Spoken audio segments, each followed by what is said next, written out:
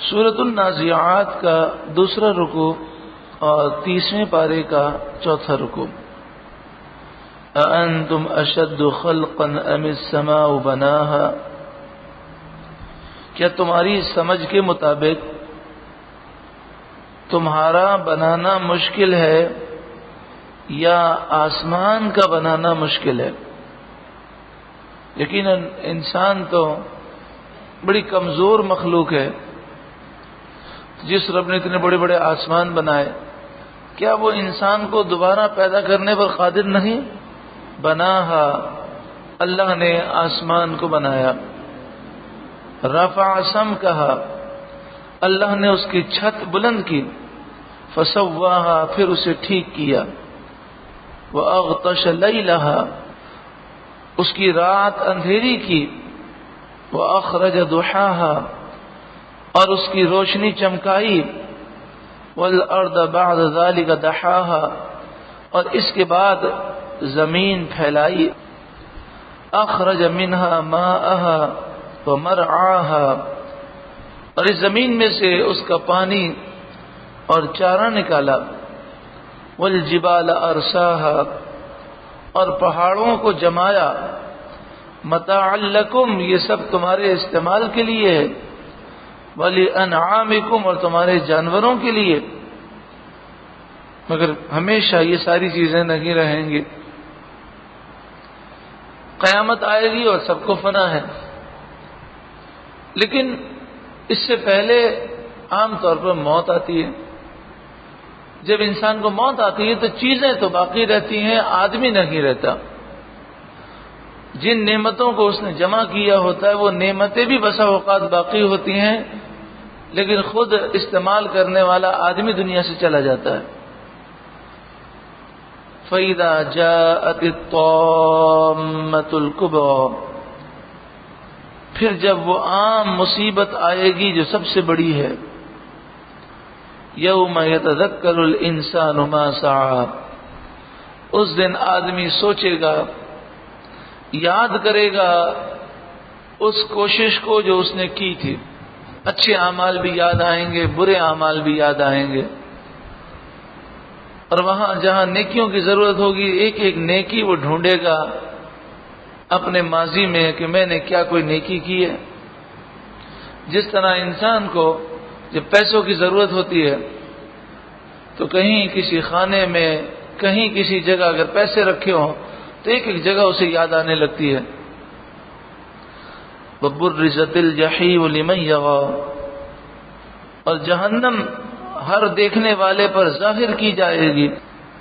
فَأَمَّا مَنْ طَغَىٰ، تو وہ جس نے سرکشی کی۔ وَآثَرَ الْحَيَاةَ الدُّنْيَا، دنیا کی زندگی میں رہ کر دنیا کی نعمتوں سے فائدہ اٹھانا اگر شریعت کے دائرے میں رہ کر ہو تو کوئی حرج نہیں ہے، لیکن جب دنیا اور آخرت کا ٹکراؤ ہو جائے اور دونوں میں سے ایک چیز کو اختیار کرنے کا موقع ملے تو پھر آخرت کو ترجیح دینی چاہیے۔ حرام کمانا، جھوٹ بولنا، فراڈ کرنا، یہ جتنے بھی گناہ ہیں یہ وہی کرے گا جس نے دنیا کو ترجیح دی۔ وَآثَرَ الْحَيَاةَ الدُّنْيَا، اور اس نے دنیا کی زندگی کو فوقیت دی، ترجیح دی۔ فَإِنَّ الْجَحِيمَ هِيَ الْمَأْوَىٰ، تو اس کا ٹھکانہ جہنم ہے۔ وَأَمَّا مَنْ خَافَ مَقَامَ رَبِّهِ، اور بہرحال وہ شخص کہ جو اپنے رب کے حضور کھڑے ہونے سے ڈر گیا کہ اسے یہ فکر ہے کہ میں یہ گناہ کیسے کروں، اگر میں نے یہ گناہ کیا تو میں رب کو کیا جواب دوں گا۔ ہر وقت اسے یہی خوف ہے کہ میں تیاری کروں، مجھے رب کے حضور حاضر ہونا ہے۔ وَنَهَى النَّفْسَ عَنِ الْهَوَىٰ، اور اس نے نفس کو خواہش سے روکا۔ نفس اس گھوڑے کی طرح ہے کہ جو یہ چاہتا ہے کہ میں دائیں طرف چلا جاؤں، تو گھوڑے پر جو سوار ہے اسے کنٹرول کرتا ہے اور جہاں وہ لے جانا چاہتا ہے اسے وہاں لے جاتا ہے۔ تو ہمارا نفس کبھی ادھر بھاگنے کے لیے کرتا ہے، کبھی ادھر، تو اسے کنٹرول کر کے صراط مستقیم پر چلانا ہے۔ فإن الجنت هي المأوى، تو جنت اس کا ٹھکانہ ہے۔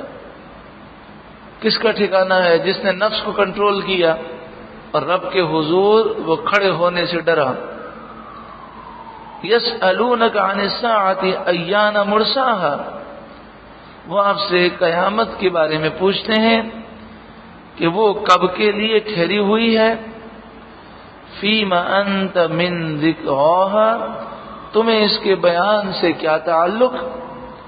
الی ربک منتہاہا، تمہارے رب ہی تک اس کی انتہا ہے۔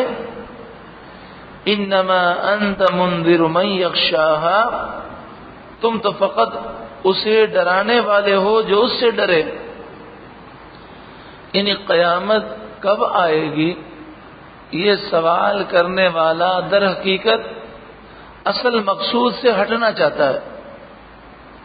ہم اس سے پہلے بھی یہ گفتگو کر چکے ہیں کہ کوئی بھی بات پیش کی جائے تو انسان اصل مقصود کو دیکھے۔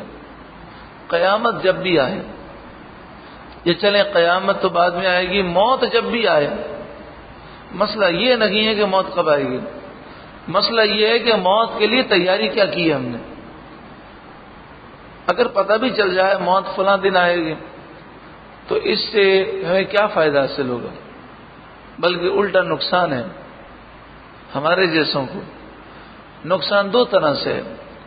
اگر یہ پتہ چل جائے کہ اتنے دنوں کے بعد موت آئے گی تو ہو سکتا ہے آدمی گناہ میں پڑ جائے، ظلم و ستم کرے اور کہے کہ آخری دن میں توبہ کر لوں گا، تو اس میں نقصان یہ ہے کہ پھر ایسے شخص کی توبہ قبول بھی نہیں کی جاتی۔ اور دوسرا نقصان یہ ہے کہ پتہ ہو کہ فلاں دن موت آئے گی تو انسان نفسیاتی مریض بن جائے، کیونکہ ہر دن گزرتے ہوئے اس کی ٹینشن میں اضافہ ہو۔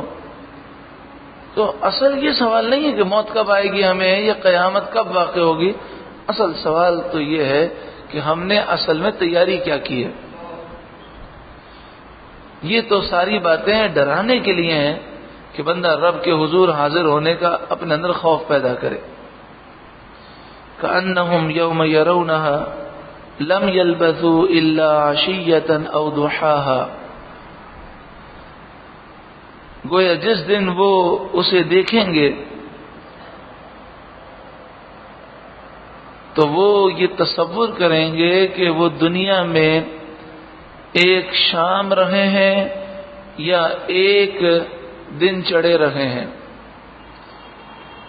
یعنی قیامت کی ہولناکیاں ایسی ہیں کہ قیامت کو دیکھ کر انہیں یہ تصور ہوگا کہ یہ دنیا میں تو بہت تھوڑا سا عرصہ، وہ کہیں گے ہمیں 60 سال نہیں ملے، ہمیں تو 1 گھنٹہ ملا تھا دنیا کے اندر۔ یعنی ساری دنیا کی زندگی کو بھول جائیں گے، قیامت کی اتنی ہولناکیاں ہوں گی۔